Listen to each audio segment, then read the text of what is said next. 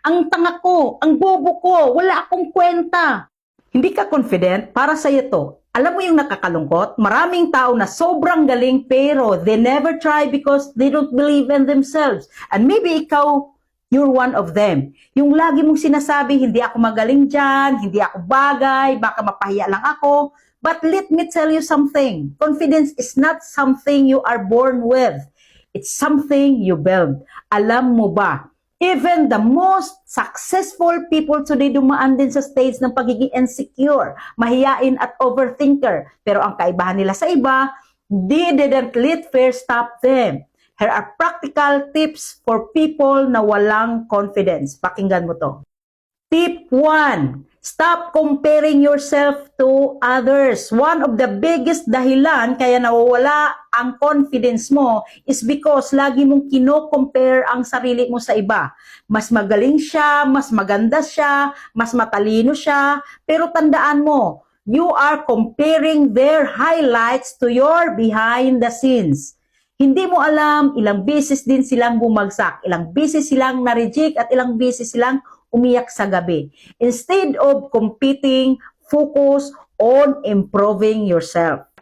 Tip 2, practice small wins. Hindi mo kailangan maging confident agad sa malaking bagay. Start small. Halimbawa, mahiyain ka, magsalita sa harap, simulan mo sa salamin. Talk to yourself. Practice your voice.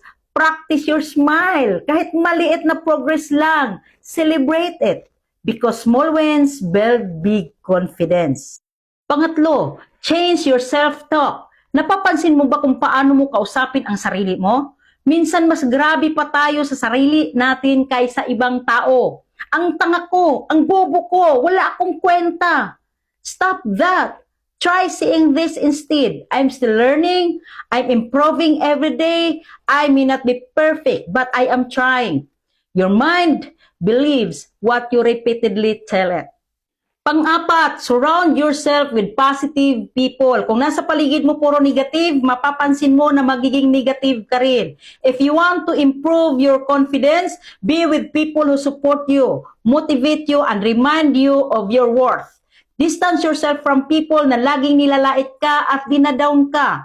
You deserve a safe space to grow.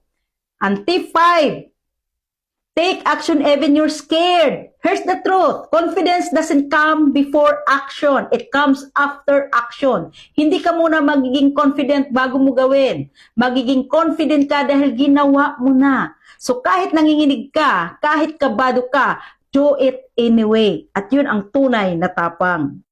If you're watching this right now and feeling like hindi ako sapat, let me remind you of this. Hindi ka mahina, hindi ka kulang, hindi ka huli. You're just in the process.